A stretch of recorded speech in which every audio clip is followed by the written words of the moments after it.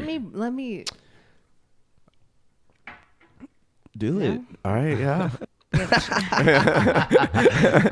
Welcome to the Bassline podcast. We have Turk this week. Thanks for coming. Thank you for inviting me. Absolutely. And you came with materials. What do you have in front of you tonight?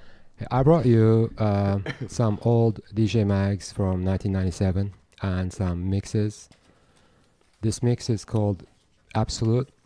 It's like recorded in 2004 in a live setting. Oh, nice.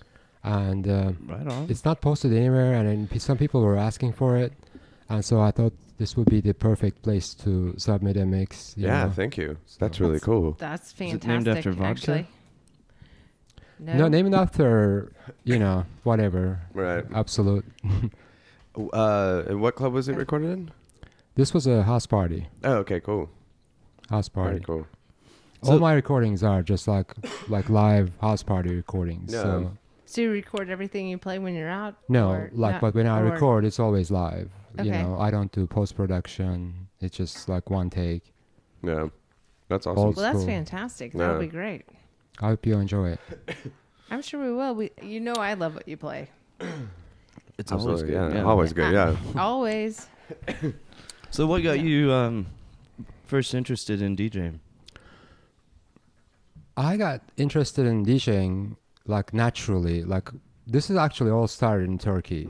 Like when I was a kid, like my parents, Turkey was a third world country back then, and it still somewhat is now.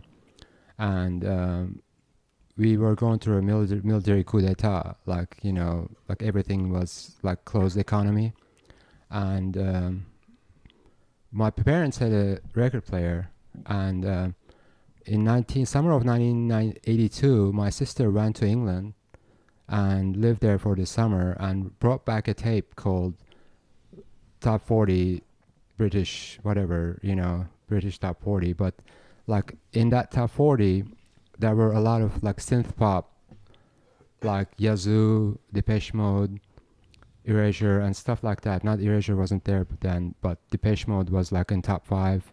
And like I was really into that tape, British hits of September 1982. Wow. And I just really thought that was the coolest thing. And then we got into Depeche Mode, me and a couple of my friends. And imagine at this point where I was born in Turkey, people are not listening to music.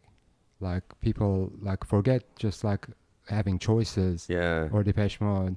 Like people are not even listening to, like there's Turkish music and foreign music, right? Yeah. And foreign music is just like Pink Floyd, Joan Baez, Bob Dylan, and that's about it. And everybody knows Hotel California. Right? Wow. And then, there are no stores. And so my parents actually encouraged me to just like acquire albums, because we had a record player. So we were actually lucky. Like in Turkey, nobody had record players. Yeah. And so I started ordering records. When my dad traveled Europe, I would give him a list from magazines what he could bring me, and he would bring those. And so since I was really interested in music, in 1986 in high school, they said, hey, I went to boarding school. I went to school in Tarsus, Turkey. Tarsus is where St. Paul is born. So American missionaries just like started a high school there, Yeah. and they call it Tarsus American High School. And my parents sent me to this high school. It's 7 years, and it's boarding, and it's got its own rules and stuff. And in this school, they just said, hey, we want somebody in charge of music. Every year they pick one person, and they give the stereo and everything, and that person plays music in lunch breaks. And you're responsible for the wellness of your stereo, You have to keep it up, you have to Yeah. lock it up. And so I was gladly wanted this position, and just I was given this position, and so that's how it started it. Yeah. And then, but it was a totally different idea of DJing. DJing has so many like definitions. Like somebody in a wedding is a DJ, Yeah. somebody in the radio is a DJ, somebody in Right. the club is a DJ. Underground people are DJs, Yeah. So it's got a wide, like, meanings. Yeah. So But I think what I take it is like that's one of the reasons like I was never interested in like producing music. Like I wanted to hear tracks, and now I can give you this flash drive. There's like what 20,000 songs in this flash drive. Back then it wasn't like that. Right, right. So you had to buy record by record and stuff. Yeah. So it's been a long journey. So it's eventually like, you know, I am where I am right now because of what happened in Turkey, like, I don't know, 1986. Yeah. But I love that your parents were, you know, Encouraging. Yeah. encouraging and wanted you to follow what you're into. Absolutely. Yeah, that's a lucky spot to Right, be. Yeah, right. Not everybody gets Especially that. when there weren't a lot of outlets for that. De- there. definitely. Especially like 1985 Turkey was like, it's a poor country, you know.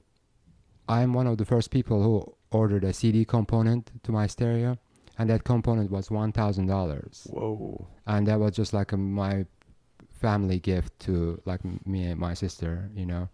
And that was like really valuable. Like we just kept it just like, you know, so new. And because if it breaks down, nobody's gonna fix it. Yeah. So we knew the value of it very well. So that's how it all started.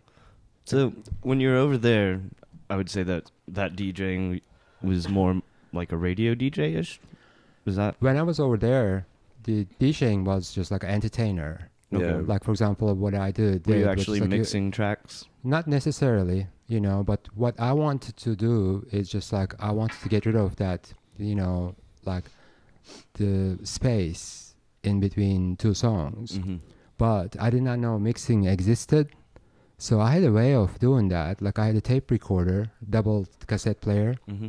and I would record it, and I would find like I would just flip the tape, and the tape reads the bottom, right?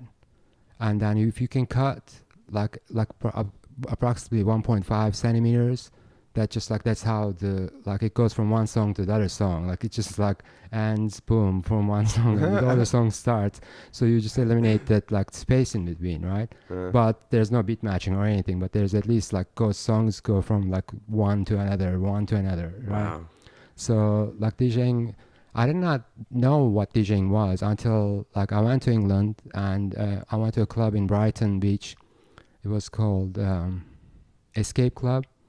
And that's one of those places like where house music born for UK, you know, because house music born in America, and then it came to UK, and UK version was more like acid house, you know, acid. Yeah. And so, but in 1986, there was this like Manchester sound going on. And that Manchester sound in the late 80s, like later on became house music and came back to America. So America invented house music, but house music became house music in Europe and then came back to America again. That's So- interesting. Yeah. What year was that when you were going up to Escape? Escape Club was 1986. 86. Yeah, I wasn't even 18 and I had a fake ID, so Nice. international student ID. Right? So, you know, going to the club and seeing what they were doing Yeah, and then I going was back shocked to it. like what and- they were doing. They were already mixing then, Yeah. and you know, it was just like eye opener. Like, and then from that time on, I start buying 12 inches instead of like 7-inch records, like because 12-inch on the B side had always this just like unbelievable mix. Yeah. Like for example, you would buy, let's say, True Faith, New Order. I bought that record, right? And one of the sides, usual A side, was the track, and the B side is just like this unusual 12-inch mix. And I was really, really into those unusual, rare B side tracks, Yeah. and that's basically what dance music was. And then they started printing these for DJs as 12-inch records, and so that's how I got it all evolved, you know. Huh. When did you start mixing tracks on your own? Then I came to America in 1991, and my sister is in New York, so New York is my hub. Like, you know, whenever I didn't not live there too long, but I just always consider New York like one of the like home places because my sister's always there. And from there I came to Fayetteville, Arkansas, and I was a student at U of A, and there was a bar called JR's Lap Up Club.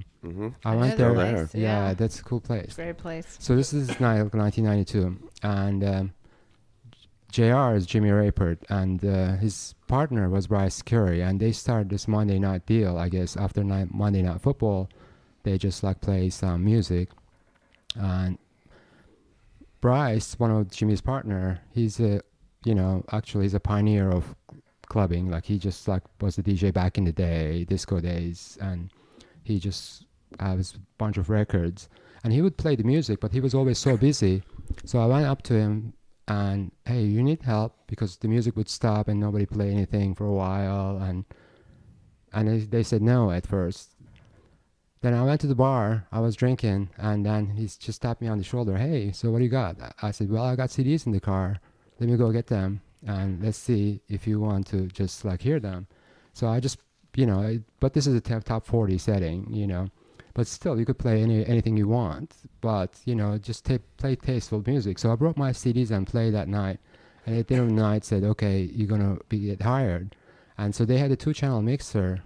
Like you could mix, but you couldn't match it because you couldn't pitch up or down. Right. But you had a 2-channel mixer. You could just at least fade in and fade out. So in America, that was my first experience. That was 1992. So I just like learned more. And then finally I had my own offer in a club called Old Post Office in 1994. And they already had a DJ. His name is Wally. He was from Serbia. And he was already mixing. And so I just watched him and just start just practicing, and then I became the DJ there in 94.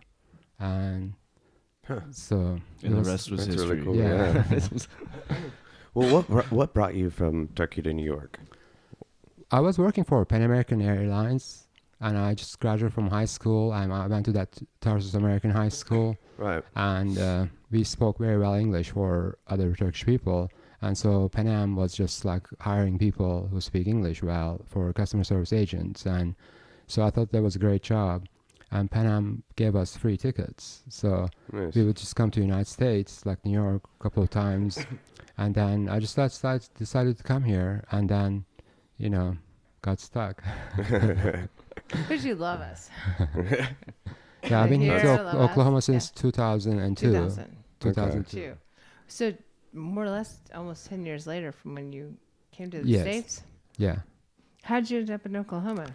My roommate, Nikki, her parents are from Broken Arrow, and in Northeast Connecticut we lived together, and and I originally lived in Fayetteville, Arkansas, and so I just came to Tulsa a couple of times, really enjoyed it, and after September 11, New York got really, really shitty, everything, Yeah. like you would get on the Whitestone Bridge, like they would be searching every truck, and you would just stuck on the bridge for 3 hours on a Friday night, and That sucks. and so it got depressing. I was there actually September 11, and then so after 6 months after, I decided to move and come to Oklahoma. So You were in New York September 11th? yeah, Wow. Wow. Where were you?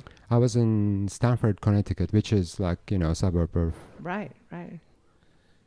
Wow. Yeah, that'd have been a totally different experience. I mean, everybody was affected by that, and just even being in Oklahoma proximity, was just wow. wow. I remember where I was the minute it happened. Yeah. I mean, being in proximity as close as you were, that would be life-changing. I mean, Actually, the people I worked for, they lived in New York, and they were volunteer firefighters. Really? And the whole department, I worked for a print shop, and the digital printing company, and some of them were volunteer firefighters, and they lost their friends, and so it was really depressing. And my boss, actually, his brother-in-law was in the building, and they just treated, people were lost and they couldn't find their bodies, so they had hopes, but I mean, what kind of hope is that? Yeah. That was such a tragic thing. I mean, we're all.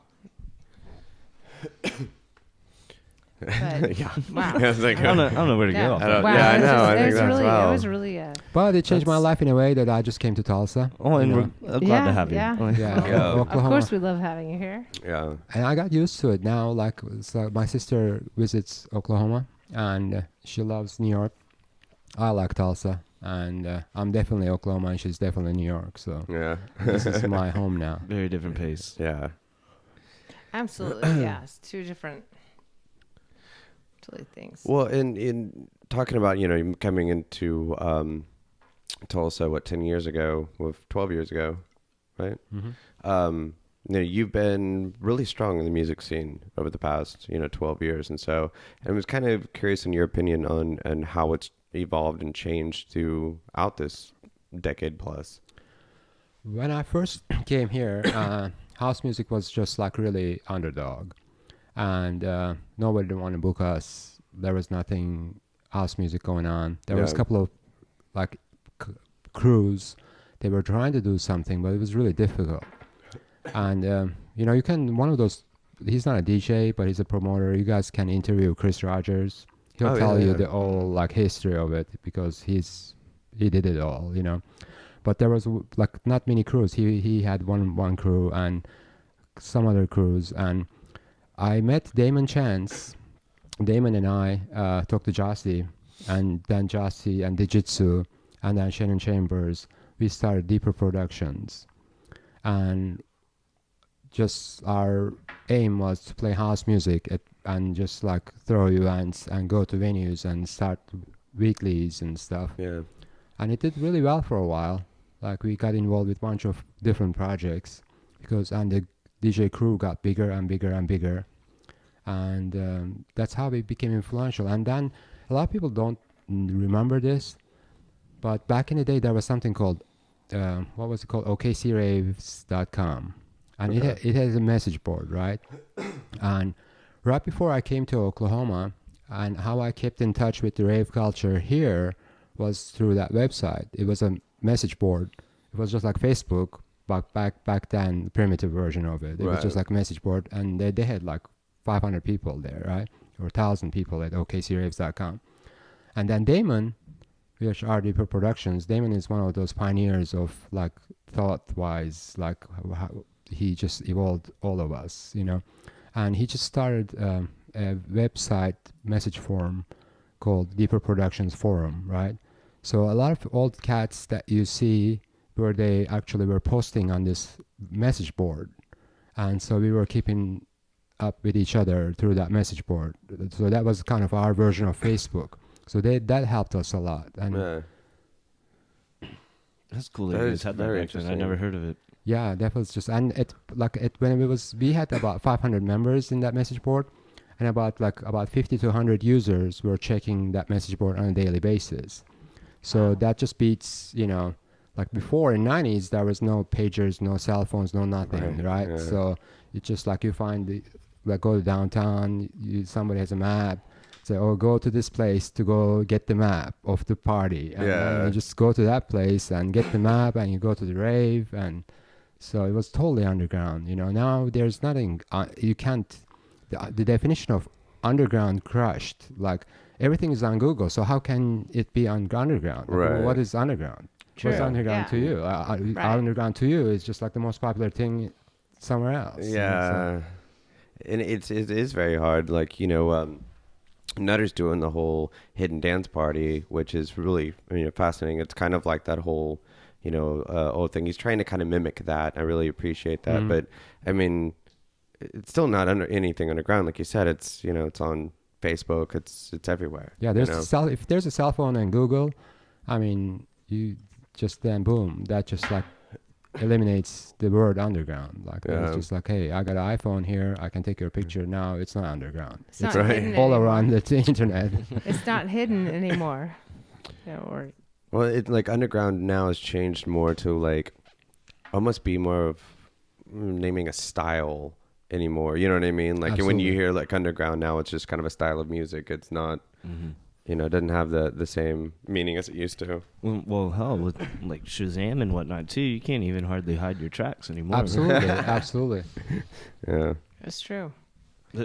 I think it'll probably be for the best. You know, the sharing of knowledge, it'll help us progress further in with the music in the long run. I totally believe in that. Yeah, I do too.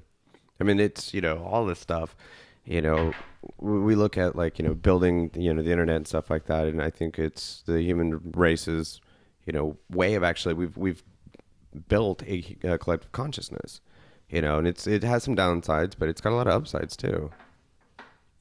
It's definitely going to change everything. So it has. You used to order all your vinyls. How has looking for music changed over the years for you? What do you do now? That is the biggest just change. Back in the day when I first came to America, if you wanted to buy records, you had to go to a record store, right? And for example, I live in Fayetteville. Fayetteville is a store called Hastings. I don't know if they did have I had Hastings. Hastings Yeah. in Stillwater Yeah. when I was in. Yeah. And so you go to Hastings, it had just like a Eurodance section, right? And Eurodance section had a couple of CDs from, like, let's say Prodigy and Crystal Method and a couple of more bands, and that's about it, right? And so you had to find a record store, and you had to go to these record stores because there were no cell phones, no nothing. You had to drive up there and see if they're open. And when you go up there, you just like go through the records, make yourself a bunch. You have to listen to them. So they always had record players, and you just like listen to these records. So it was part of the culture, and that's one of the reasons why, if you wanted to show me your passion about music, I would say, hey, show me your record collection, and I'll see what you did, right? And that was part of proving yourself. Yeah. And just like what you bought, what you acquired, like what your taste is like. And, like there are certain people, which I'll mention a little bit more later on, the Basement crew, like Deanna Evra and James. They had a basement and off 15th Street. And some of the people there, like Donald is part of it, Austin, James and Deanna, Pete Dorr, and they have massive record collections. Like some labels, they have everything on Bedrock ever released, like in Deanna's basement, for example. Yeah. James and Deanna's. And so it's crazy that just like you can be, like in Tulsa, Oklahoma, like I couldn't believe like how many Bedrock records that they had, which is one of my favorite labels. It's John Digweed's label, right? And so, but record store shopping changed, and then we start just ordering them online. In 90s, you couldn't do that. Like there was just like, a couple of places you have to call them and order them on the phone. And there was this nice lady when I first got my first gig in Fayetteville, Arkansas, in an Ohio music store called Culture 7. And you would call them, and she would play tracks over the phone. Seriously, like 30 seconds of it, and I see if I like it and see if I like it. And I really want to, play a bunch of new music. And I had a, like 50-50. It had to be like after, until midnight, it has to be top 40-ish. You had to get people in. And after midnight, you can play whatever you want. Yeah. So in that whatever you want section, I wanted to introduce new music, new good house music records. And so I will always try to keep up with it. And I just got into like a record pool called the Dixie Dance Kings in Atlanta, where they send you a bunch of free records, and you just go through them and you report back. And then I saw that what I get is domestic production is all bullshit. Like, they just send you, I don't know, Arista records, back then, let's say like Whitney Houston, and this 12-inch, it's at the top of the charts, whatever. And so I knew it wasn't cutting it, so I just made a mission to go to record stores, and like in different cities, like in St. Louis, in Chicago, and Los Angeles, in New York, sell that records. And then when online came, like you could just like so easily order online. And it's Deeper Productions. We started like a distributor. There was a Watts. Watts was one of the two big distributors. The reason actually dance music shattered is when Watts closed down. Watts said, "Hey, we're not just in business anymore." Watts Records was the biggest distributor in America. So whatever Watts picked for America that's going to be released, their catalog and all the record store was ordered from Watts Records, right? Right. And so me, Damon, and Josty, and as Jitsu, as Deeper Productions, we started an account with Watts, like a record store. So we would buy cheap records, and they have everything on the catalog. It was like awesome to go through. And like end of 2000s, they just like went out of business, and that's why I think just that's the, like, you know, that's where real dance music died, you know. Took a hit. Do you know why they went out of business? Well, it's just like economics, you know, like just like if you, Yeah. it costs you like $5, $4 or $5 to get a pressed copy of a record, right? You can sell it like what? Domestic records were like $6.99, and if import records were $9.99 in Watts, and that's, you know, you can't make much money from it. Yeah, not a whole market margin there. Yeah, and I remember even so like in the 90s just going to favorite record store and just, you know, looking through their distro catalog to see what was in it, to see if I wanted to order anything, you know. Absolutely. Before the internet, that's what it was. It was just, you know, it's so weird. But sorry, that's what I was It is thinking about. interesting though how it was to find records without the internet and to be in touch with a certain shop, or however you're saying that you could call in here seconds up. That's crazy. I mean, that's and it was a cool, lot of you know? passion. Imagine like each I records know. cost $10, right? Right. So you can buy 10. I mean, I had just like a budget when I went to a record store. I would take $100 with me, and with $100 you can buy like 9 records with the taxes, everything. Right. Like, so you got right. that 9 records. That's it, right? And but in order to get that 9 records, you have to listen to, I don't know, like however many you Oh can. my gosh. And so I would just make a big pile of my favorite labels and, you know, stay in that record store for hours. I can't imagine. That's what I'm saying. weeding I them mean, out.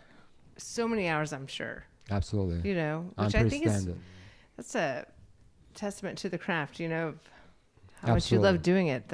That's a Yeah. you know. Yeah, especially when now I can just go on a walk with headphones and discover new music the whole time. Yeah, Yeah, like 1 million Spotify, tracks yeah. in Right, 5 seconds. right. That's Right. the thing. I mean, there's such an easy way to find things these days that you're putting all this time and effort into. Sorry. Do you In the feel like microphone. that's helped you in the more recent years? Are you finding more stuff faster? Absolutely. Like what I have like systems of doing stuff online. Like for example, like this, like I'll give you some trade secrets here. There we go. Nice. So like one of the most useful tools, like seriously, you have to do this. Like if you're not doing it, just do it. Like find your favorite online distributor. Like for me, like which record store has everything, which is Beatport. I mean, Beatport Right. revolutionized buying music online. There is no Mhm. question about it, right? And so Beatport, I have an account where I carefully selected what records I like. Like there's about 150 labels, about like 100 different artists, and so whatever these artists and labels release, it just like automatically Beatport suggests me like, hey, these releases Yeah, check like them that out. release. So anytime I open my box every week, once nowadays every 3 weeks, you know, because I'm really busy with my work, Yeah. and I just like, it's really right there, like say, oh wow, these are the stuff that I want to buy. And then here's the kicker. So when you select these, put in your like box, and you just want to buy them right before checkout, and it shows you another list. Okay, the people who bought these records Also bought these. Yeah.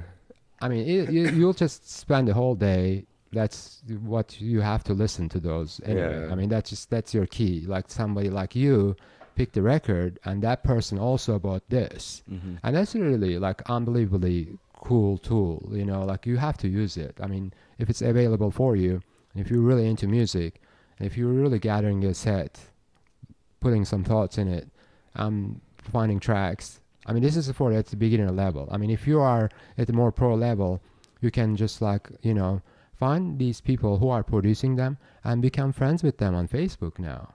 Yeah. I mean, all the people that we just like respect back in the 90s, you know, like there are DNNIs, like, you know, and certain DJs just added these people on Facebook, and we just now chat with them. It's unbelievable, you know. Yeah. That is a really interesting thing.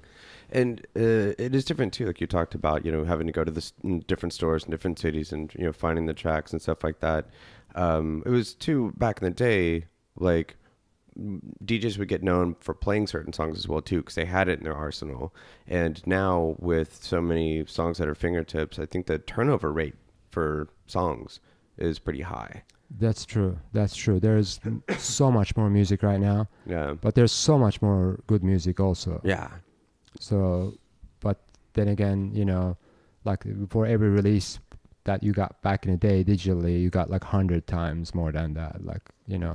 it's just unbelievable how much music out there. Yeah. Well, and everyone can write from their bedroom now, so. Absolutely. It's another thing the internet's given us, it's just a lot more. I mean, there's always been a lot of music out there. A lot of people,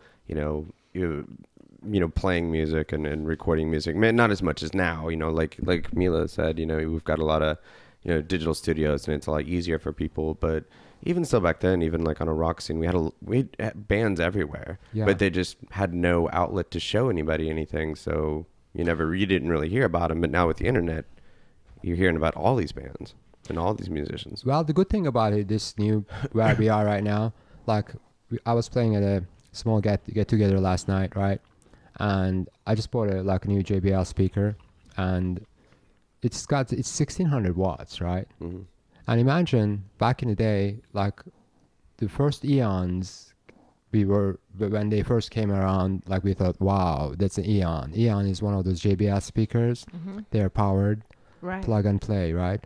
And Right. it was like 120 watts, 130 watts or something like that, the original first version of Eons, P1s, right? And that's 130 watts. The speaker that I was using last night one of them was like 1600 watts. Oh my God. Imagine the difference. Wow. Yeah. That's huge. That's a lot of Yeah, power. so those 4 Eons even don't even make as right as this one speaker. It's crazy. Wow. Yeah, that is a huge difference. So this new generation, they got everything. They got all the Technology music. is everything. We're spoiled. I know we are. Yep. It's makes it easier to do a lot of things these days. What is your favorite gear to play with? As in like what brand? Yeah, I mean, do you respect certain ones over Yes, other definitely. Like I like my Pioneer mixer, Mm-hmm. and I have a Pioneer 800. And if you're going to go digital, which now you have to, and Techniques was the turntables to Pioneers to the CD players and mixers to me. Arguably, you can just pick other mixers, Allen and Heath or Rain. Right. But I prefer Pioneer because I'm so used to it, and it's just like almost industry standard.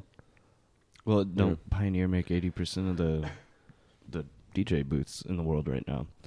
Yeah, I'm not familiar with the statistics, but I'm sure that's true. Yeah, it's something huge like that. But I mean, I'm still excited to see implementation of the Kuvo, where clubs will have to pay royalties for all the songs DJs are playing. We'll see how that changes the game. I think it's going to switch it up a lot, though. Yeah, that's going to be interesting. Because have you heard about this yet? Yeah, haven't. you know what weird things going on? For example, like one of my favorite DJs, Jody Wisternoff. Jody Wisternoff is a part of. There's a remix team called Way Out West. Okay. And Nick Warren and Jody Wisternoff are Way Out West, right? So Jody Wisternoff, he had this radio show where he played tracks and he posted them on SoundCloud. And SoundCloud, I guess they scan now. And if somebody just say, hey, I don't want my track played there, they can just object to it. Mm-hmm. And SoundCloud takes it down. And after they'll take down one mix or a couple of mixes, after a while they shut your account. And so his account got yanked from SoundCloud. So that was really interesting because he's he's way out west. I mean, he's just partners with Nick Warren, and he's just one of those top of the line DJs in the world, and SoundCloud is yanking their account. So I'm hesitant to put anything on YouTube or SoundCloud. I recently made a all Pink Floyd, this yoga festival asked me to do an all Pink Floyd set, right? And it's turned out really interesting because I worked a lot on it. But I'm just scared to put it on SoundCloud or YouTube because I know that they're gonna scan it, and I know somebody's gonna object to it, and I know I just don't want to just like any of it, you know. So Yeah. I just don't. I never sold any part of music anyway. I don't make profit from my music. If I record it, I'll give it to you, you know. Yeah. So I just don't. I just don't want to deal with it. Right. And I'm kind of interested to see how this will continue, even, you know, for us putting up the artist mix and stuff like that. And I wonder if at some point we're going to have to find a new home. Depends on what people are recording. Like, for example, with these, I really doubt it because these are really, really house music. Like some of those titles are, I don't even know what they are. They were white labels, right? Right, yeah. And so nobody's going to object to those. And but with some mixes, if they're playing like a remix of I don't know, popular track, and there's a way to use those samples, and if they didn't use the way to use that sample, like you can use only certain seconds, somebody's going to object to it. The record label, there are some record labels are very stringent about it. They're just going after people who are using those samples, and they're just like, you know, you just like turn it on, it's all quiet. I said, hey, video is there. I can't watch it on YouTube. Well, because somebody objected to trademarks or something. Well, and I've got into it a little bit just to kind of get the details, obviously. And, you know, like you said, they scan it. And if they find something, they do report it. And they have the opportunity to say, no, yank it or put silence in there. Yes. Or they can go, okay, well, we'll let them use it. Just put commercials in front of it. And there's something, I guess, a way of making money there. They play commercials in front of the tube or in front of the video, and they let us keep it. I don't know. It hasn't really. I mean, it hasn't happened to us, but that's in the disclosure. I wasn't aware of those chances. For example. That's weird. I don't know what that's all about. I guess there's some way of money changing hands there, and they're okay with it. We have had one. I was going to say, didn't we get hit with one of those? Yeah. One got pulled. Foxy's got pulled. Yeah, Foxy's did. But I think the only mix that we have that hasn't been flagged for, you know, some music has been Jossie's. Yeah, he's got a lot of originals. Yeah.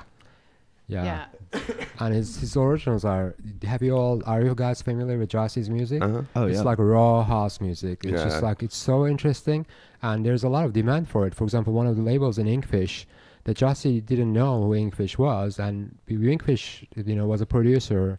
There's a couple of people, and they have a record label, and they just like signed Jossie. I said, oh wow, like they wanted just Jossie's music. That is awesome. So, that is really cool. That is awesome. He's such a cool guy. Yeah, definitely. He really is. Talented. Nicest guy in the world.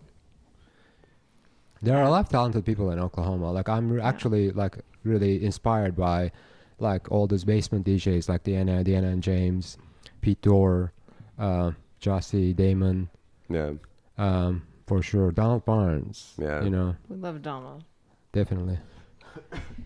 And I had something else I was going to go to after the whole YouTube thing, and I got sidetracked.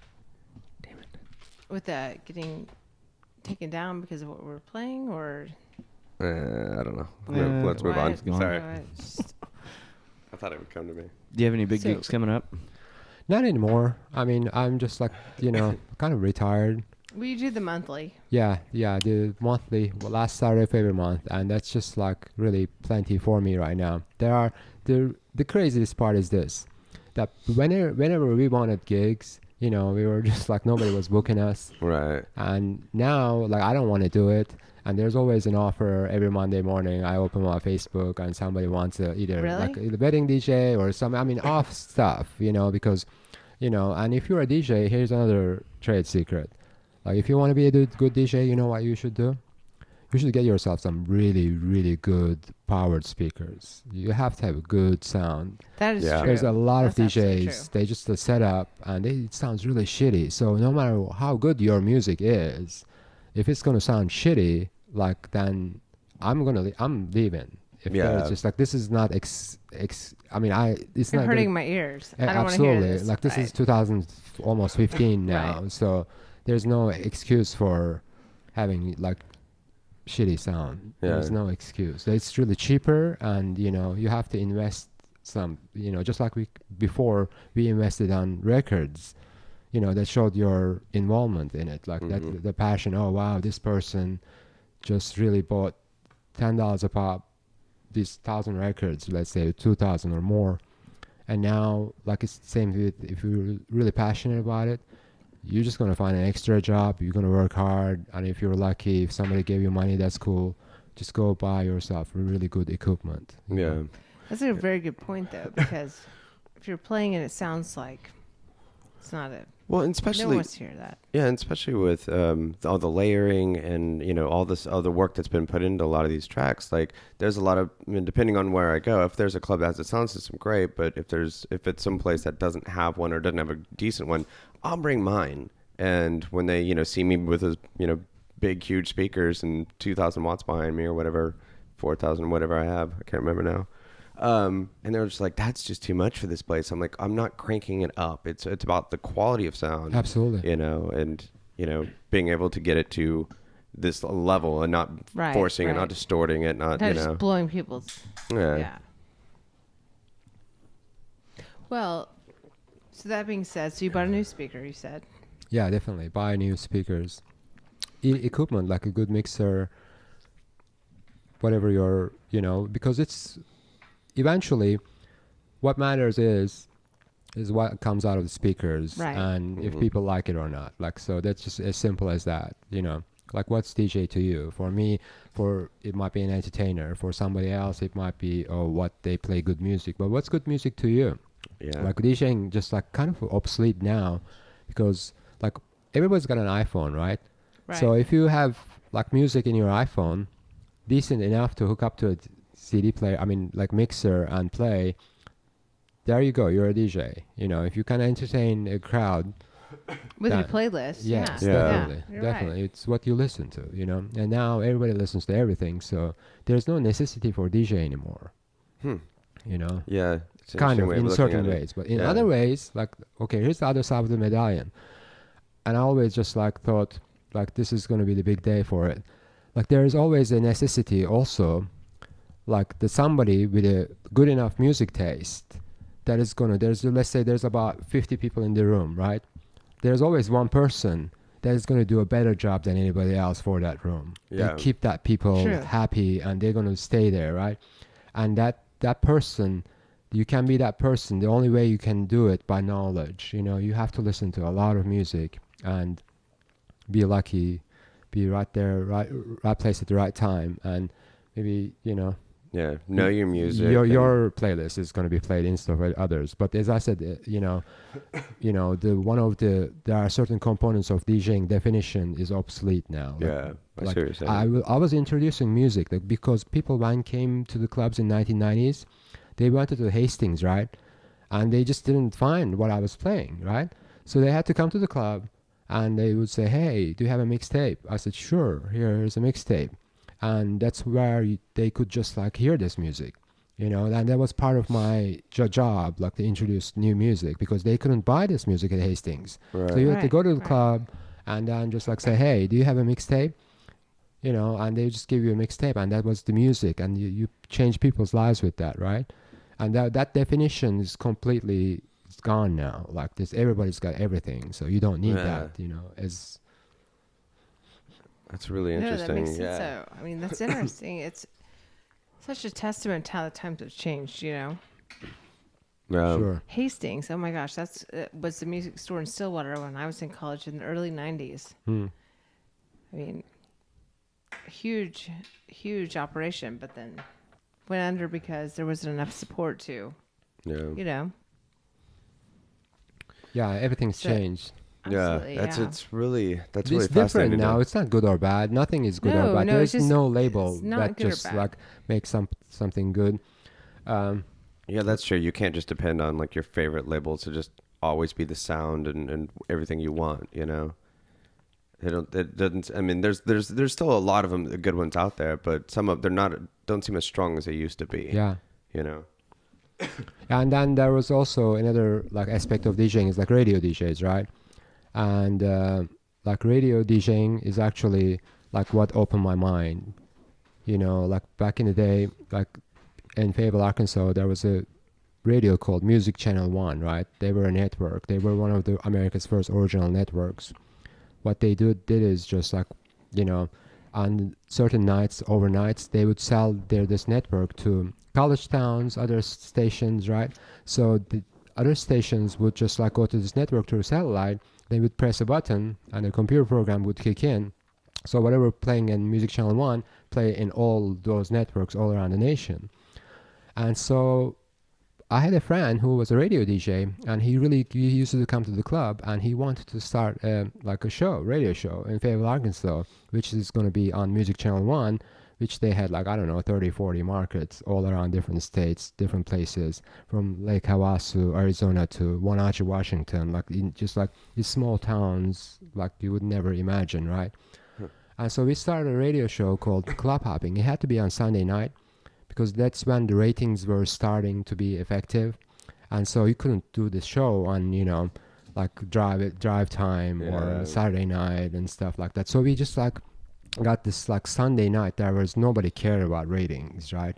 So we started this radio show. It lasted a couple of years called Club Hopping, And club hopping was just like we would just play, whatever we play in the clubs that we really want to play. So we had this complete freedom, which was really rare, right?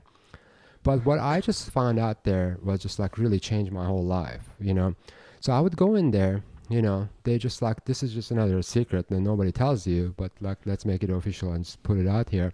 And if we all know it by now, but so I just had no idea how top 40 works. Like the radio would say, the most wanted track of today, right? Most wanted song of the day, and they just play the top 10 songs at 9 o'clock, for example. They said, here's the number one song of the day. Yeah. And they add these songs, right? So they had a magazine called R&R. R&R is the industry standard for radio stations, right? R&R, when you get the R&R, there's about like 4 companies, like big giant companies, own or very influential for this R&R, let's say, right? And R&R is the top 40 there, right? Like, so the radio stations got this magazine, and they enter their computer program. It says number 1 is this, number 2 is this, number 3 is this, and that program automatically, knowing what number 1, 2 is this, distributes your whole week. So whenever you're programming, your program says, okay, this is going to be number 1. That song is going to play like 45 times that week, because it distributes to like twice before, for example, noon on Monday, right? And twice afternoon on Monday, and twice after 5 o'clock Monday, and so on and so on. And then at the end, radio just adds up what they played, and they make a top 40. And so they say, no, let's see, number 1 song. Well, you just programmed that number 1 song. Right. You already know what the number 1 song is. The number 1 song was whatever in that R&R. But just like, because that's what it tells you, play 40 times. Right. The radio says, okay, we played this 40 times, and then you report what you played 40 times. Then why are you even reporting it? Because you already got it. You're just like, it's all fake. Yeah. They, like, for example, they just like Britney Spears, like, then you just entered number 1, and it just like plays 40 times, and all the rest radio stations just like report, we played 40, we played 45 times, we played 40 times, and they're all by like same people anyway, right? Yeah. So they just like, it's a fake, like what you see is in top 40 is really not top 40. Absolutely, you're right. It's just like it's just like complete psychology, complete all of it. It's a psychology, It's crazy. That's such a good point, though. It really is. And there's a lot of money changing hands too between the record labels and the absolutely too. Yeah, talking to some guys from California in the music industry recently, it sounds like payola is not dead. You still pay to have your tracks out on the radio. Yeah, it's just. Sorry. No, I mean it's such a good point, just to how it works and how unfortunate it is that's how things get played and things are popular. Yeah, it's a scam. It is. And that's what I was thinking. That's what it is. How sad it is that's how it works, Well, and especially too before the internet, it was all about getting the song stuck in people's heads. The record labels would, take an artist and spend so much money to get, do advertisements and stuff, and then to have the song play so many times so everybody would hear it, and all of a sudden everybody's heard it and they're talking about it, then it becomes like the popular thing, and they're selling CDs, or tapes or whatever it was, Does it make good music? You know, Well, no, but that's, you know. It's an opinion, right? yeah, it's Well, music is definitely it's a relative opinion. Absolutely. Enough people. I mean, a lot of this stuff too. A lot of the stuff that they were pushing, especially when it comes to pop music, is written by professionals, not the Right, artist. right. So You're it's right. it's very formulated to create this composition and to create this thing that they can sell. I mean, it's all about pushing Well, of what they're course, selling. yeah, of course. So they know how to write a song enough to get the majority of people to like it and want to buy it and dance or whatever you do to the pop music. Like you don't know, Justin. I love Britney Spears. I know you do. I'm just kidding. I've had some Britney stuck in my head lately. Have you? Yeah. Which song? That one that Basto produced. The Um, Will I Am yeah. and Britney bitch. You remember that one? Oh, yeah. Wow, that got stuck in your head. You know what's been Yeah, stuck in my it gets head stuck in my lately? head. James, this world is on fire with passionate love. Well, that's What were you I love jamming that in the song. car? I don't you know. pulled up. You She were pulled jamming up and something she- Some loud. weird shit. I do some weird shit. I love that song. What was? Oh, that was REO Speedwagon. Oh, okay. Old school wheelhouse. That's what I love. I heard it outside and I was like, I punched "There's my brother Melanie in the drunk face. out there. No, I'm not jamming drunk. on- Just my. When I was in high school, I drove my brother to school. He was a sophomore. I was a senior. He broke my REO Speedwagon, the head's tape in half. Long story short, I love that tape. I love that. I love that. Power ballad type shit. I love it. So you I beat do. your brother up. Fuck yes, because he broke it in half, strung the tape out like an asshole. I punched him in the face. Only person I've punched ever in my life twice, my brother. Never been in a physical altercation other than him. So At least it was over music. There you go. one time, the other time was 90210. I don't know. The other time was what? 90210. You punched somebody over 90210. Yes. This actually sounds like a better story. Hold on. Okay, I want to hear this. Yeah, I want to hear this. Oh, It jeez. is a better story. My brother, the only person I've ever punched in my life, in the face. No, Both times, huh? both times. In the face. Oh yeah, go for the kill. REO Speedwagon, he broke my tape. What do you do with 902? Yeah, no, yeah, we're trying to. Oh, you want to get Yeah, to no, that? that's what I'm saying. Yeah. We're here to hear that I was story. home from college for summer break, and I was watching 90210. He came in. He said, "Melanie, your TV's too loud." And I said, "I can barely hear it. I don't know what you're thinking, whatever." So he goes behind the TV and unplugs it from the wall. I just jumped up immediately, like just punched him in the face. I've never done that to anyone in my life. No one has ever enraged me. Was But this my brother. was this before the tape incident or This after? is after. Okay. After. Now I know what buttons not to push with you. Yeah. Right? Stay off my 90s bullshit. It'll be good. 90210 or Speedwagon, just stay out of that. We'll be good. I Why, was it wasn't surprised. that good of a story, really. I would go into detail, but No, it's good. I'm really surprised REO Speedwagon is not playing in one of these casinos. Everybody I else is. know. Oh, yeah, that's Thank true. you. I love them. I'm sorry if I'm wrong for loving them, but they have some really good songs. Am I wrong, Turk? No. No, actually, you know what? not wrong. Everybody's got their own thing. Yeah. Like I was DJing this party last night, and they wanted to hear merengue and top 40 merengue and stuff.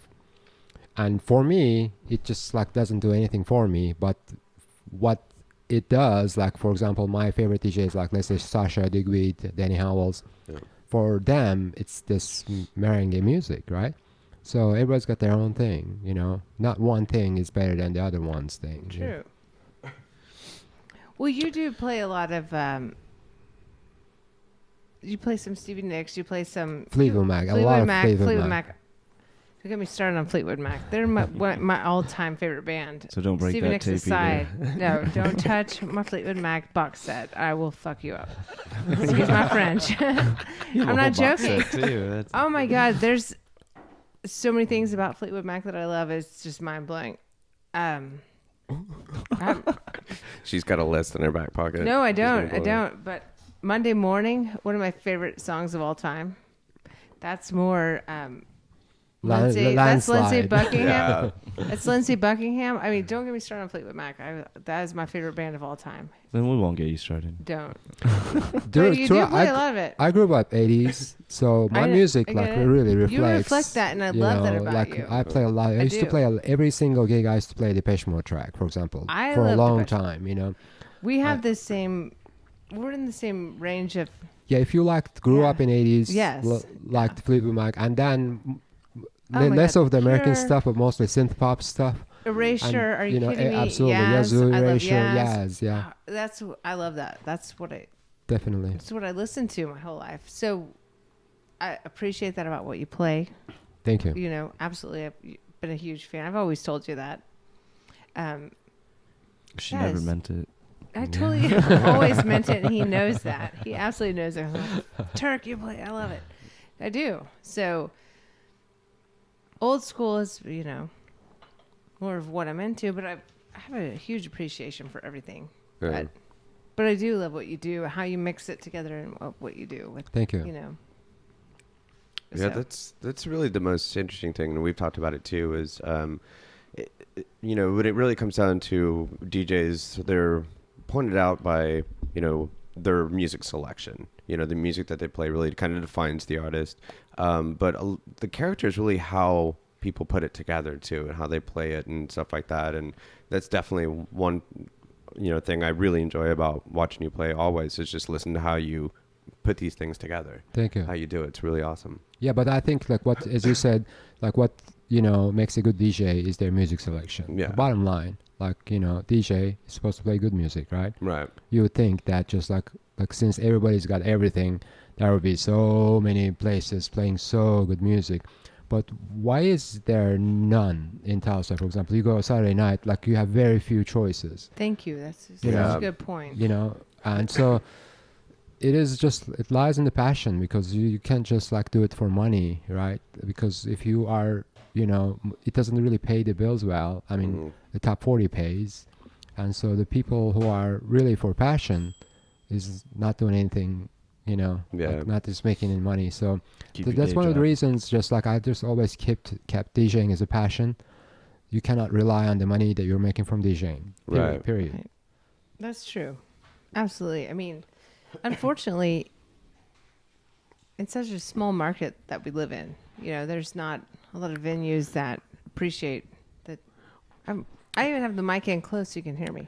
No, but it's true. In Tulsa, there's not a lot of venues where you can actually put out what you want to do, have the voice you want to have, and it's limited. So it's unfortunate because there's so many different genres and things we all want to hear or would be interested to, you know, in going to see or whatever. But And I was just going to support what you were saying too by just, I'll you know, allow that. Okay. I'll allow that. Well, I mean, by just saying, like, you know, when it comes to electronic music, it is the top 40 that makes the money, and that's what people were trying to do. And this is such a small market here. You know, nobody really wants to take a whole lot of chances and do other styles and stuff, and that's why it's so hard to find shows like what you do at, you know, Right. Be Yourself at Hey Mambo and stuff like that. Right. Sorry, my brain is. You didn't delayed. follow up my I'm- point very well wow. at all. That was a horrible follow up. I'm just going to call you out. Every once in a while, this happens, or they get going back and Well, forth. Yeah, this does I'm happen. just saying. No, it's Justin's birthday weekend. Yeah, I'm absolutely. Happy struggling. birthday. So Yes, thank happy you. birthday, Justin. Tomorrow. You want us to sing Happy Birthday, man? No, please don't. We'll do a 3-part harmony for you. We won't light you a candle, but we'll sing it. Fire right now would be bad. No, yeah. So we raged this weekend, and I did nothing but lay around and try to recover. But I'm still kind of. I can tell my brain is going like firing through mud right now. I don't know how We're you working find on it. through mud, but Mud Well, blood. synapses firing through mud. no, I get it. But we like to give each other a hard time, Turk. That's what we do. Especially when it's a birthday weekend. He has had a rough one. Oh, yeah. Yeah. But hey, Mambo's coming up, and you guys are playing together. Yes, actually. This next Yes. one, let's talk Yes. about that. Yeah, Let's talk about that. That's Hey, exciting. Hey Mambo started like around 2010 or something like that. Mhm. And it was just like one of those accident gigs. Like somebody was looking for a New Year's Eve gig, and they booked me. They said, "Hey, you want to do this New Year's Eve party at Hey Mambo?" I said, "Hell, why not?" And it just turned out to be a really good gig. Like really, I enjoyed the place, you know, where they just like get rid of the tables, and then boom, you got just like yourself a bar atmosphere all of a sudden, right? If you Yeah. just move all those tables and put some lights and work on the decor a little bit, and so the best part of it is just like Scott owns it, and Scott is really cool with what we're doing, you know, and that's just number one. You got to just like have a cool business owner, Yeah. and they just that support what you're doing, you know. And we just like talked right before we got here. I'll freshen it up. Like Saturday night, if you want a gig on a Saturday night, if you go to a bar, there's a lot of pressure for you. For the bar has to ring. That's how they make their money. And Saturday night is their big night. And so Saturday night, if you're a promoter and want the place, the bar expects you to ring so much, you know. Absolutely. And you know, and so it's like crucial to find a venue like just Hey Mambo, where they already closed after dinner crowd, right? And they move the tables away, and then, you know, they don't care how much ring, they already just close the night at that point, you know. And so that's the best thing about it. Like there's no pressure. So we just don't tell the artist, oh, you can't do that, you can't do that, or you can't play this. Like you can, if we see you fit, and you just like try to fit and do something. Because I say fit because we play house music, you know, and you know, you can play whatever you want, but just like we prefer that, you know, because we're old school, stubborn house cats, you know. Yeah. And so, and then, you know, it's just like it's a winner for everybody, right? You know, so that's one of the crucial things, to find a venue that really accepts you, you know. Yeah. And so there are a lot of, I see in the market, you know, like just people find a venue, and the venue just like actually is not aware of what the crew is doing, right? And then it's, you know, throughout the years, this happened a lot. Like we went there to a venue, and the venue just like want numbers, and general people don't like house music or electronic music, and they just want just top 40. So that's a bad match, right? And so in order to just like get rid of this problem, you just like have to have better agreements, and it starts with the venue owner, you know. So absolutely. And that's why, like, you know, I play the Yeti a lot, and I love playing the Yeti. You know, it's got a nice stage, nice, you know, setup, and nice, you know, room to dance in and stuff like that. And they just let me do whatever I want. cool. And, That's you know, awesome. and That it's is key. and it's a little different. Like, I know a lot of people don't like going to the Yeti because it's the smoking area where, you know, you perform. And can't wait for us to get through winter and get to spring so we can start playing outside again. But it's a different kind of animal there too, to where you're playing in a room separated from the bar. So it's more of, you're trying to get people into the room now. You know, everybody hangs out at the bar. So it's not like you're trying to get people to the bar to help them make the bar money. You know, now you're just trying to get them in the room so they'll listen to you and dance. Yeah, it's a whole different animal. It's weird. Huh. But mambo is a great thing. I mean, it's Yes, Mambo. it is everyone loves it. It's like you said, I mean, it's a perfect setting for what you're doing. And it just came love to that. like point that now we don't have to advertise it. It's the last Saturday of every month. Right. And it's not going to break my heart if anybody doesn't show up, because it's an outlet for me and Jutsu to play some music. Because Right. imagine, like, I used to play every weekend. Yeah, I don't know if you all were coming to like Temple era. Like Temple lasted like 3.5 years. I DJed like every Saturday for 3.5 years, right? It's a long time. Yes. So after that, you know, like at this point, like we just DJ, you know, once a month. You know, that's it. And I share with Jitsu, and he's the best partner to have in that DJ we love scene. Jitsu, of course. Yeah, he's an awesome partner. I mean, he's You're awesome, and you guys are great. And so, like right now, we play just once a month. Like, so we have so much music for that itty bitty spot that we have. So we're really, really excited to let it out of our system, because we don't DJ much anymore compared to what we used to, right? Right. So it's always just like him and I talked about this. If even no one came, and if we could put a good sound system, if I'm playing in that sound system, like even if I'm practicing and stuff like that, it just makes me feel so good, you know. So that's why I think, like, you know, that's really makes it awesome. But yeah, this month's guest is Justin. So. Justin's playing this we'll week. see. This month, No, this month, yeah. Which is what, that the 27th? Is that right? Yes, Okay. I think so. And then, like, we want to hear you play. I have to play. Yeah. I have to. Okay. Work Well, something say out. you and me Caleb. have been talking about this. We One of the would things I love to really like see. about that gig, though, is the passion in the followers. Your Oh, crowd yeah. all are real big music heads, and so it's just fun to sit down and talk to everyone. Yeah, followers, He's yeah. got the a- same people every month. Yeah. He's got a different, like you are too. Your live music origins. Yeah. You know? Right, right. And because I used to live with Ryan, and Ryan used to be friends with Milo, and I listened to your originals. Oh yeah. And yeah. so you have like completely different He's take got on a- this all electronic music and house music and stuff. Like you too, but like I used to see him every weekend. You Right. know? Yeah. And It's so like definitely grown his over the years. yeah, definitely. Yeah. And your originals were just like rock very meets synth talented, pop yeah. meets electronic actually too. So you're familiar with it, but you know it's just like I would like to hear your take on house music, for example. You know? Yeah. I Yeah. would too. I think you're very, we won't We'll figure it out. talk Yeah. about that right now, but Interesting. we actually I would like to hear it too because he's got such a scope of music and what he knows and everything about it, even as a musician. But And it's not about the Pressure, attitude. He's but got a good still, attitude. I so- know, and he's so happy about it, and it's so much fun to see him enjoy a song or a track or Well, whatever. thank And you. I love that. Yeah. Welcome. But But- he does have a really good point. That is, I think you have the only show in town that everybody is there for that reason, for the music. Yeah, There's of not course. people Yeah, that there's like. there's no other reason to be there but for the music. Right, but I mean, you We get a wanna lot of see you passionate guys, we people wanna- that are really into Yeah, what's going yeah. on, and I think you get a lot more out of it. Like in the show, I just played on Friday. There was maybe like It was fun. 8 of us that I don't know, it really was were there fun. for the music, and the rest of it was just built-in crowd, But- or a lot But of that's people, still other fun people too, enjoyed though. it. It's still but fun to have. You know what? Those 8 built-in people crowd. who are in there for music, Yeah. that's just enough. No, It no, is I'm not enough. saying no. That It is it is, but it's interesting because I mean that's just a small portion of the people that are there, and you get everybody else dancing, and it's fun. But to be more in an intimate situation with just everybody there, it's just Absolutely. very passionate about it. Absolutely. Which It you really do changes the bring at environment. Mambo, though. You get Yeah. a huge crowd of loyalists that, have Definitely. followed you over the years and know what you're playing and just want to come out and hear your music and Jitsu as well. I mean, But it's a And you can great feel night. it in the room. Yeah, you know? that Can room feel thing the is room. like synergy. Like how you get that. We used to get that at Temple because Temple Yeah. was really lucky.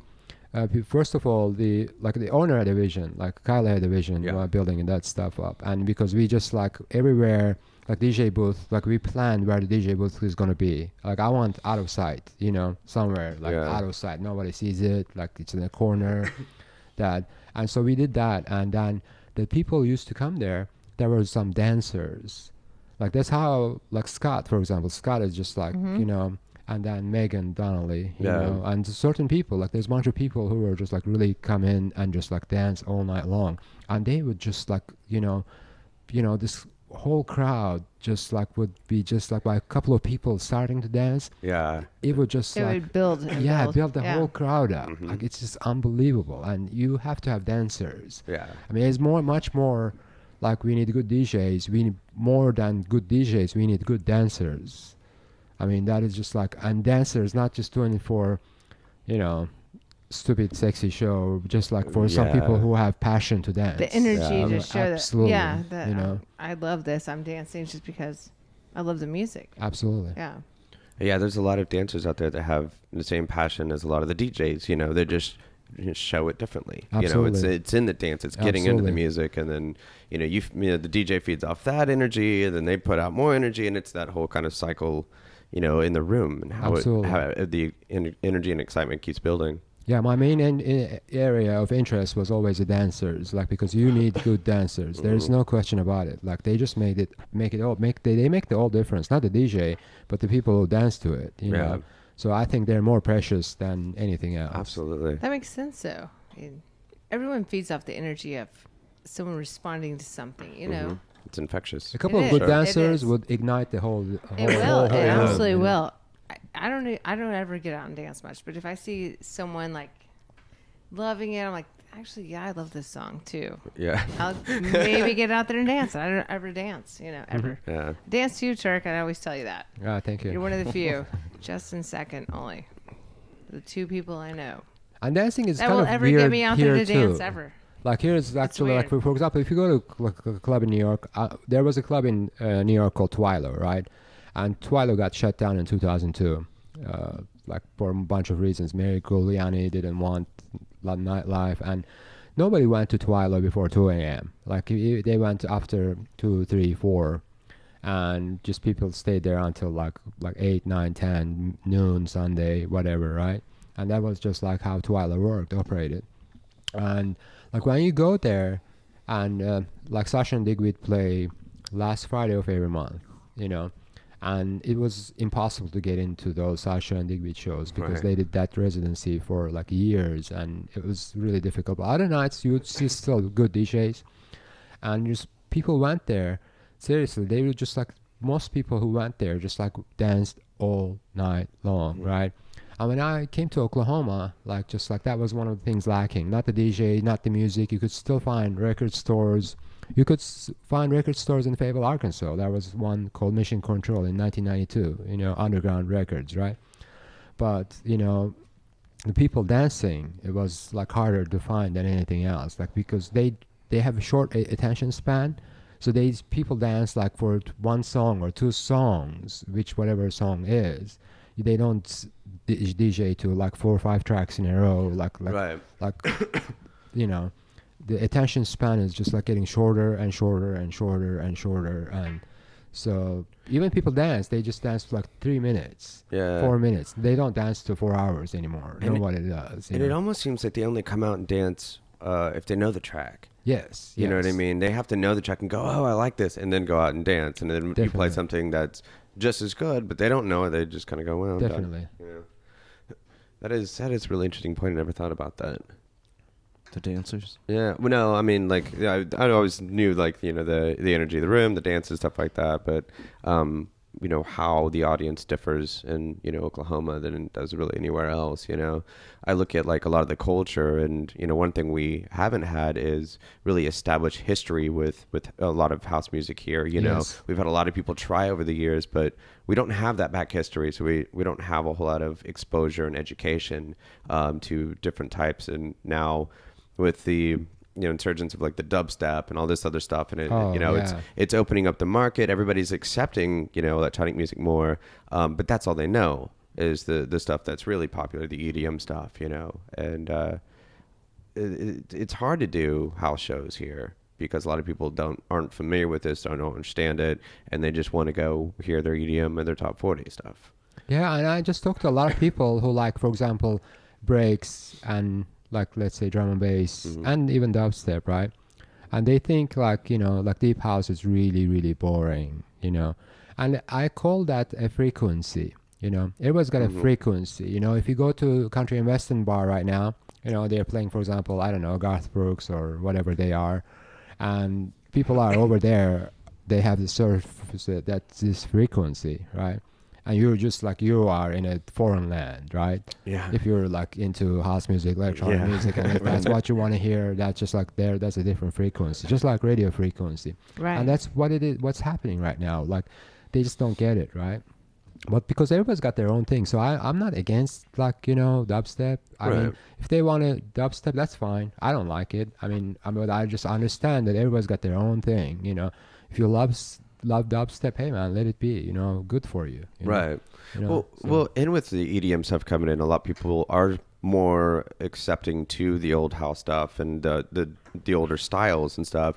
Even like, people weren't familiar with it before. There are more people, I feel, because of all this, is listening to it again. It is the reason why, we in Tulsa we can go out and play some tech house or something like that, and people are more accepting of it, where back in the day everybody just didn't like it. You either loved it or hated it, Yeah. So here's good things about house music. Here's like one the definition. For example, the definition of house music, what house music was actually warehouse music that Frankie Knuckles played, right? In Chicago, right?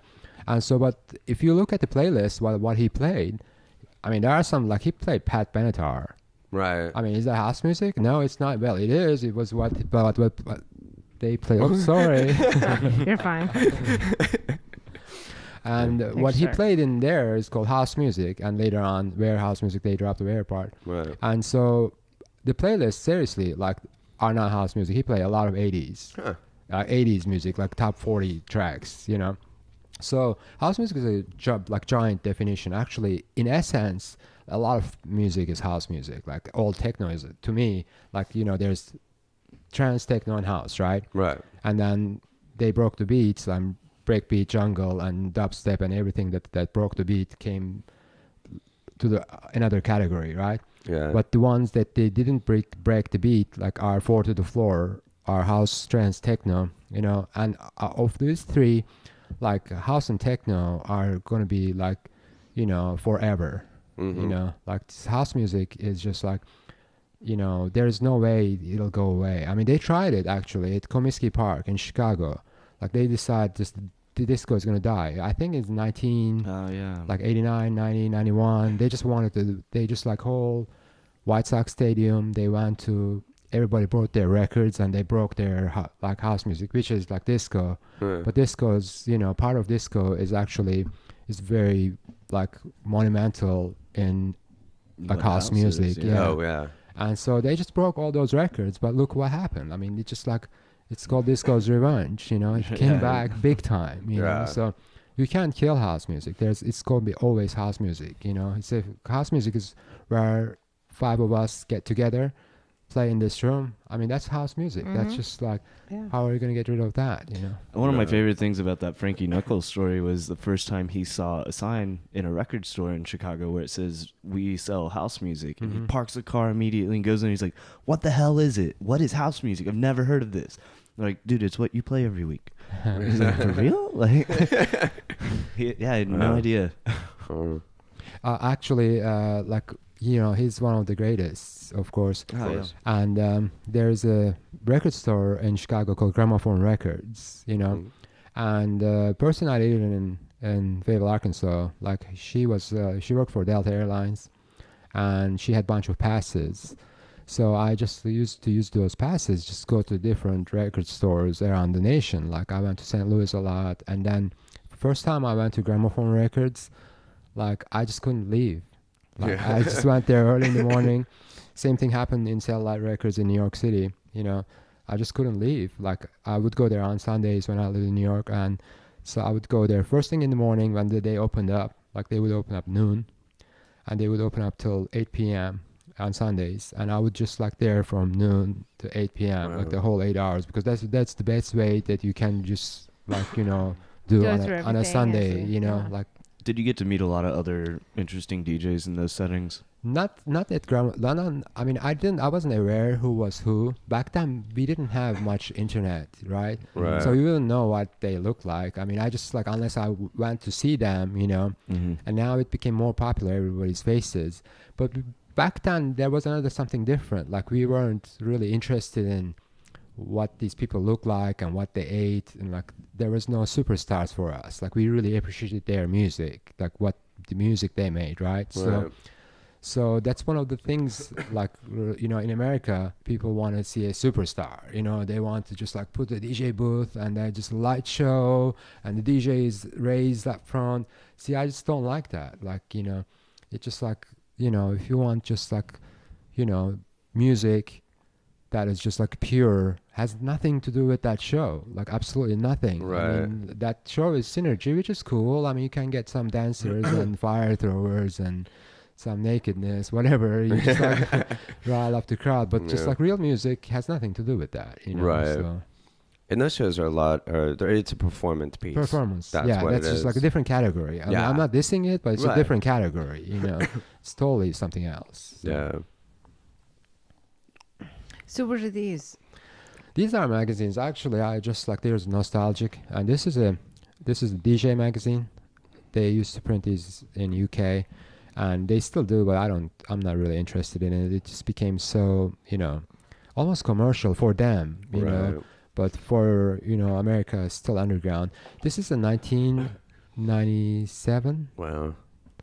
for example. This is the top 100 DJs in UK in 1997, right? Wow.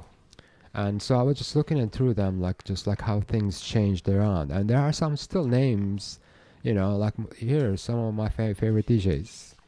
Like my favorite DJs are like Danny Howells. Are you guys familiar with Danny Howells? I've Like- heard the name. No, I've you heard said the his name earlier. Yeah. I don't know that guy. Yeah, Right, Danny right, right. Howells, like awesome DJ. Sasha and Digweed. Sasha is why Sasha, my yeah. dog's Mhm. name is Sasha. He's Sasha because Sasha, of Yeah. course. Danny Tenaglia, New York DJ, Mhm. house music. You know, in actuality, like Danny Tenaglia had a night in New York City called Be Yourself. Be Yourself at Vinyl. Our Oh, really? Be Yourself at Hey Mambo is actually gets its name from Be Yourself at Vinyl of Danny Tenaglia's night. Oh, that's cool. We're in respect of what he did in New York City, Right. basically, you know. I had no That's idea. really cool. I didn't Yeah, know either. definitely. Yeah. And so French DJ Laurent Garnier, Nick Warren, Jody Wisternoff, female DJ Sandra Collins, you know. I don't know her. Mm. So There's not been a whole lot of big women DJs over the years. It's actually, starting to it's pick up. changing around. For example, that's another good point. There's a new label called Wolfpack, Okay. WULFPACK. They are out of California. Riley Warren, Alana Starr, and Jamie Schwab. And these three, they just started their own record label. They are Burning Man people, right? Okay, yeah. And Right. there are a bunch of female DJs in California. And of all these people, like Alana Starr, I was listening to her, you know, she just started, I don't know, like 4 or 5 years ago probably. You know, they are very new compared to like what we're used to.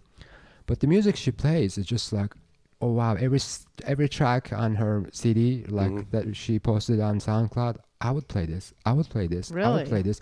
So it's very Wow. inspiring, you know, like these new That's cool. 20-year-old something people that's playing some really good music. You know?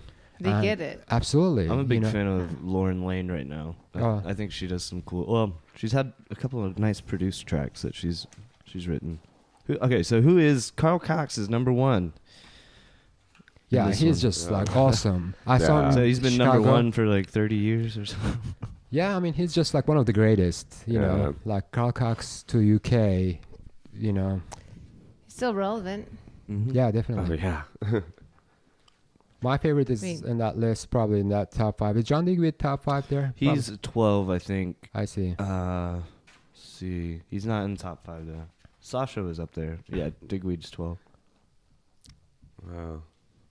This is a cool magazine.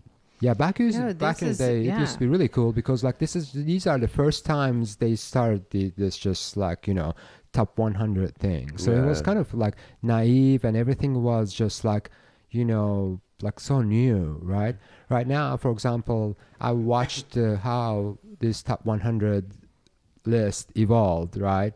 And now there are some DJs just like, you know, get people to vote for them, right? Mm. So these no-name DJs are in top 20. And they have no idea how nobody even knows them. Yeah. Even the magazine doesn't even know them, but they're rated like crazy, you know? So like everything became marketing. And, Yeah. you know, things changed around a lot. Yeah, that's unfortunate. Was it Beatport does their top 100 every year? I think they do, but I think that's the one I generally Beatport is look just at now. like, you know, I don't know what to say about Beatport. They revolutionized the way digital electronic music is transferred to people. That's for Mhm. sure about it.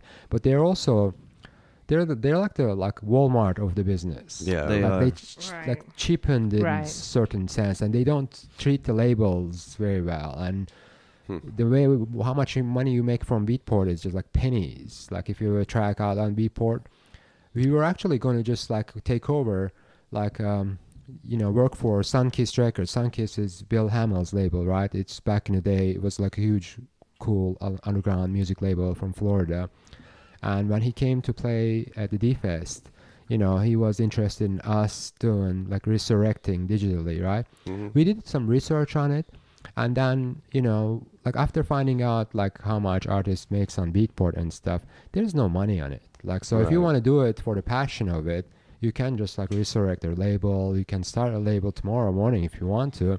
You can sign up with Beatport, but you're gonna be just like erased from there, and you're gonna be even if you just sell some, the Beatport is gonna make money off of you. You're gonna make pennies for each track. Yeah. And That's it's pretty standard right now Yeah. across a lot of the music world. Yeah. absolutely. Well, and I think a lot of the money, you know, unless I don't know, going gold and selling a just shit ton of albums and stuff like that. A lot of that, the money from album sales really kind of goes back to the label, paying for the cost of everything. And even still, I think between, where a lot of the money generated from was from shows. Mhm. And that's where a lot of the money is generated from. So resurrecting something that you're just selling songs, and you don't have the artist actually going That's out cool, and traveling and playing, that's the thing too. Absolutely. I'm like, I don't know how to finish that one. Well, yeah, and I kind of trailed off. that's the side of it that maybe that Kovo or Kuvo box will help change getting some of the money back into the hands of the producers and who's writing the music. That's true too. That would be a good thing. It's just weird, I and like we've talked before, I just wondered too, like, small DJs and stuff like that, if, how, I don't think we're going to really run into that much in Tulsa, but. No, but You know.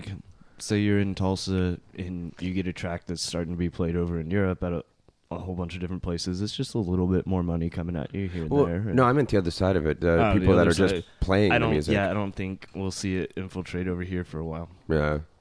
But even so, if you just have some, guy like us who would just like to go out to clubs, and stuff like that, like, is it pretty much saying that we're going to have to start paying royalties on everything that we play? Because we're not making shit for money. Right. Well, Yeah. Things are gonna Yeah. there are different trade agreements right now. Like now, let's talk about some politics and environmental issues. Right. Okay, I like So that. Yeah. seriously, like these trade agreements, what it's gonna do, it's pretty soon they're gonna tighten this gap. Right now, there's a lot of people can do a lot of downloading, right? Mm-hmm. And I'm assuming sometime within the next couple of years, they're gonna just stop this somehow. Like they're gonna stop it. Like your either browser is gonna just like warn you or lock up or do something. You won't be able to do this. Right. Like, they will find a way. Like because like right now, it shattered the music industry. Like the music industry was there selling their shitty CDs for $15, and out of that $15, if you added them all up, like I don't know, probably like $13 of it was going to the company and less than Right, $1 if you absolutely, add up yeah. how many CDs they sell, like certain really small percentages going to the actually to the artist's pocket, and the rest is marketing and whatever the company makes, right? And so now nobody wants to buy an album anymore because now they can buy tracks. Now they don't even want to buy tracks. Now you can go to YouTube and listen to the same song right there. Boom. Like why do you need it? Exactly. Yeah. Convert to get a YouTube converter to MP3, YouTube to MP3. Yeah. Absolutely, That's yeah. it. Like nobody has to buy anything, right? Right. But they will find a way to change it around. I don't know what they're gonna do. Yeah. So Mambo Monthly, Monthly, yeah. no other shows on the books yet, unless we book you. Yeah, definitely. There are a couple of things here and there, but they're really small stuff. Like I did for me, there were some really interesting shows. There was a clothing store called Chrome. Yeah. Yeah. So I had a residency there like every month. That was really actually one of the coolest gigs because it was so unexpected. Then it was like you would come into you would hear some electronic music. Where's this coming from? Oh, there's a DJ playing, and I could do whatever I play. And they had a lot of busy business on Saturday afternoons, so it'd be cool that just people start just hanging around, and then they stop there and they start dancing and stuff in the middle of the store, right? That is Right. cool. So it was really, That is really there was a cool. cool gig, but it ended. I just like cool gigs. It doesn't have to be a club setting. Well, I've been to one of your gigs at the Posh Blow Up Bar. Oh, that was a cool one. So much fun. Yes, that was a definitely. really fun night. Yeah, that's a cool place. Yeah, it really was. It was just a random People thing. are already getting ready Yeah. for a club and stuff, and they're all just Turk was playing. It was a lot of fun. That was random thing, random stuff. but really fun night. So And the best place to DJ is just really intimate house get-togethers. Yeah. Like a few close friends, and there's nothing more pleasurable than just getting on a six-pack and I don't know some Captain Morgan and and playing with people you know. yeah, absolutely. Yeah, just hanging out with friends. Oh, man. That's always the most fun. Definitely. Yeah, absolutely. Very intimate, very small everything. So where are you at online? Where can people? SoundCloud. Okay. I will actually let's see, soundcloud.com, Monad, Born Sleepy. Okay. So Good to know. Morad Born Sleepy. We'll link that. one We will word, link one that, word. Yeah. I mean, Born Sleepy. I want to know what that means now. It's an underworld track. Okay. Born Sleepy. I was Yeah. thinking there's got to be a story behind that. Yeah, but now DJing is my actually the my step hobby. Well, Like of my course, new of hobby course. is just environmental, like environmental issues. And Well, yeah. that was my, that's why I went back to college like 4 years after the market crash for real estate, and I didn't want to do anything with real estate. And there are like tons of it, like we have more environmental issues right now because of like technology and everything else Of than course. ever before. Like a company now can officially buy a politician, right? So Right. Yeah. So true. and we need more education on seriously like the only problem of the future is environmental issues, not the Yeah. economy, not nothing No, else. it is. You're right. You're right. We just have to leave clean air and clean We're water. killing our planet. That's Absolutely. the Like, worst at thing one we could do. time, It's the worst thing we could do. this overpopulation was going to come to a level where we are going to affect this planet, right? Mm. And just you can be, let's say, right winger and religious or whatever, and don't believe in that. But it is like whatever you believe in, that there is going to be some time. It's like, okay, what do you think the population is going to affect the whole planet? Like 50 billion? Yeah. When is the bottom? Like I think it's right now. Like it is, we are already affecting it. There's greenhouse gases. They trap the heat, and then we can't do anything about these greenhouse gases because the product on the shelf is oil and gas, and oil and gas is causing this, right? So right. so anyway, so that's my new hobby after DJing. Wow. Yeah. Which I I think love. we're all Yeah. growing up. Yeah. Yeah. We'll have to have something to bring that. But no, that's fantastic because you're absolutely right. And a great thing to put your passion into, Absolutely. besides DJing, which you're obviously really great at. Yeah. Thank you. You're welcome. You have any words of advice for younger DJs out there? You know what? Just like stay true to yourself. Listen to a lot of music. Just like don't just sleep on it, right? There is no reason why people are not listening to everything on Beatport. Seriously, like I was appalled by that. Like before we were just like bam, we were just like Deeper Production. We formed Deeper Production. We would just like make like well, there was one record store in Oklahoma City, Tony Alco's record store, right? And we would just like to go take trips there so we can listen to music all day long, right? And then, now it's in your laptop. You can be in bathroom, you turn your laptop on just like, or in your pocket or iPhone Anywhere, or whenever. anywhere. Exactly. And so there's no reason why people shouldn't know everything. There's no reason why you shouldn't know a whole catalog of Bedrock records. Like everybody is, right. like every underground label or overground label or whatever, right? And so then second thing is just like invest on good sound pieces, like good. You have to have good speakers. And now the new speakers come with like awesome amplifiers in them, like JBL works with Crown, right?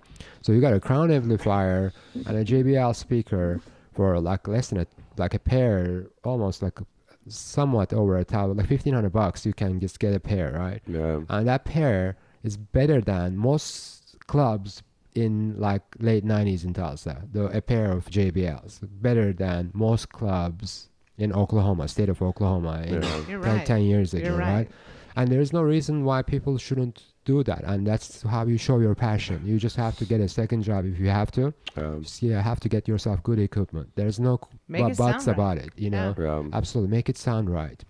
And then just find your own crowd, man. Just like, don't just try to go to somewhere and just like, okay, I want to play this. Like, just, make your own stuff. Don't complain about nobody's booking you. Just do your own thing, you know? Just make a badass house party and just like make people like it. Make your friends like it. If your friends don't like what you're doing, that means just don't do it. Like for crowds anymore. Just stay in your Right, bedroom, like you know, unless like there's a demand for it. Don't go somewhere where they don't want you. That what I was talking to you guys earlier. That happened last night. One of my dear friends, you know, house party, kind of get together, special occasion, you know. And there's a crowd there that just like were really not into my music, you know. And so I just failed there. I just made the initial agreement wrong. Like I should have just like made a better initial agreement and shouldn't even been in that position, right? Right, Like, right. you know, so just make your agreements right. So you don't have to have headache later on, you know? Yeah. That's a good point. That's an absolutely good point. Yeah. But I definitely like that too. Like we talked about a lot of shows around here are the top 40 and the crowd pleasers and stuff. I think there's a lot of DJs around here that have great styles and want to do their own thing, but they're just afraid to do it. They're afraid to be rejected and to not please the crowds. And I kind of like to see more of that. Yeah, that's okay though. Like, you know what? Like back in the day, whenever we set up like in our bedroom and invited a couple of people, like that was it. Like unless you want to be a superstar, and if you want a superstar, I have no advice. I don't know how you become a superstar. But like if you're real true to what you're really passionately loving what you're doing, you know, you're gonna make something and invite a couple of people over. Hey man, look at this. Like he used to do that. Milo used to do that. He used to bring like oh, our band got together and we recorded, and here's the recording, and he would just like be so excited about the recording, and that's called passion, right? And we would listen to it, and that's making it, right? So, and let's just do that. I mean, when you're doing that, you're already doing something, you know. And so don't worry about if people like it or not. Right. Like, I mean, eventually if they do, they do. If they don't, you know, who cares, man? You're just doing what you love, and, you know, and leave it always as a hobby. Just get yourself a job. Just don't make money from your passion. Everybody says like the opposite. Oh, what if you make money from what you love? No. You're No. You're absolutely What you right. love should stay as what you love, and money should be money. I think they would be always separated. Absolutely. Unless you make, like you're John Digweed and make like $3 million from Bedrock Records. Okay, that's fine. Right. You know, but unless you're that, you know, always leave it as a passion and don't make money from your passion. Whatever you make, the money you make from passion, just spend it on your passion. You know? So that's my motto. Everybody's different. Though. No, but that's a Everybody's really got good their point, own though. thing, It's a and valid shit point. happens. Two lessons. Right, never yeah. Well, that's the other thing too. Right, If you're valid point. trying too hard to make money out of your passion, then it really does kind of become a job. You know what I mean? You fuse those two together, then you're stressed out because you're not making money or you need to make money, and it should just be going out and playing shows. And if the money comes, then cool. If it doesn't, then whatever. Absolutely. You know. It's always a little added bonus at the end of the night when somebody walks up and hands me money, and I'm like, "Oh crap, I forgot. Wait, I get paid to do for this." This Oh, is yeah, wow. fantastic. I got what? Yeah. Yeah, I have no expectations from any gigs. Like, here's if you want to book me, if I know you, it's probably going to free gig, right? If I know you and you let me, if I don't know you that well, but if you are going to book me and if you want me to play whatever I want to play, I don't know, I'll do it for a couple of $100, you know. Yeah. But if you want to book me and want me to play a playlist, I'll do it for $1,000. Right. Yeah. I love that. Yeah. So that's the price list. So if you let me do what I want to do, it's either free or next to nothing, you know. Right. So Right. that's the price list. Yeah. Man, it makes perfect sense. Well, thanks for Alright. coming Yeah, out, thank Well, Turk. thank so you much. for Oh my inviting gosh, me. thank you so much. Yeah, this is a fun night. You definitely have shaped me over the years on what I listen to. It's very nice to sit down and talk to you. That's cool. Yeah, You know, you're one of my absolutely. favorites Thank you. always. Thank you. I still remember the Temple days, being drunk and stumbling up to the booth, going, "Dude, what's this song, man?"